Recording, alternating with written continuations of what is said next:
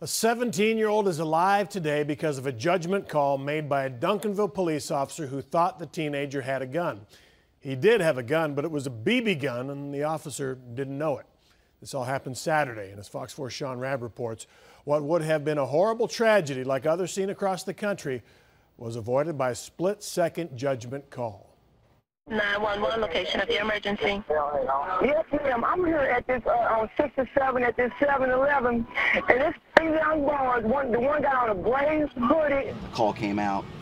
Then I started headed north on Copper Hill. 16-year Duncanville officer Ben Luna first to respond. The call continued. Ma'am, listen to me. They just walked across the street. This young boy is walking around with a big old gun showing it. And the caller was still looking at him. This is where I made contact with the three male subjects. As he drives up, look at the kid in the gray right of your screen. Looks back, sees the officer. What was that move at his waistband? But that's what in law enforcement we call a furtive gesture, and it's highly concerning, particularly given the comments on this call. Luna exits his squad car yelling commands. Hey, get your hands up now! Get your hands up now! Get on the ground! Get on the ground now! Get on the ground! No, I don't care! Get on the ground!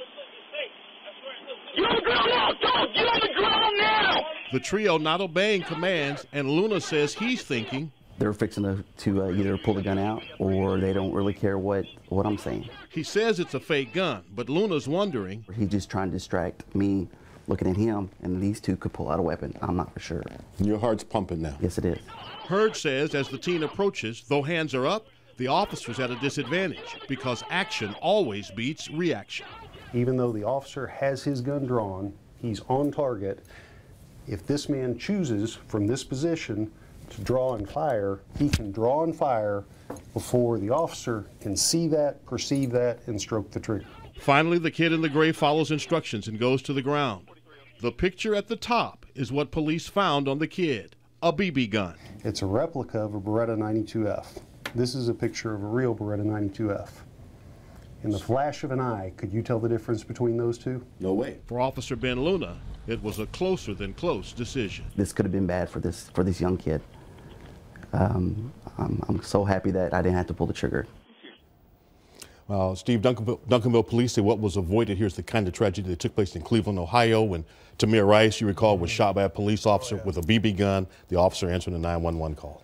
All right, I want to go back to the video. I think people want to see that again. Two things that strike me. First, I was watching the guy in the gray hoodie the whole time, but if you look while he's finally going down, the guy in the red is turning, and there's so much stuff going on. Their hands aren't up. He's turned away, grabbing something in his pocket. You said it ended up being an iPod.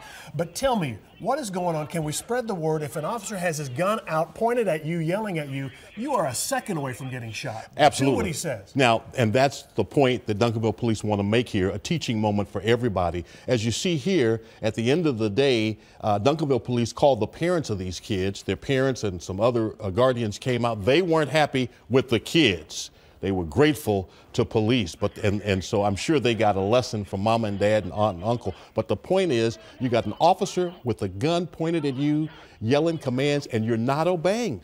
And then the kid in the red, walking toward him is not diminishing the threat; it's increasing it. And then you'll look see at the kid in the red, and the kid. They don't have their hands up. He turns sideways. He's in his pocket. Yeah.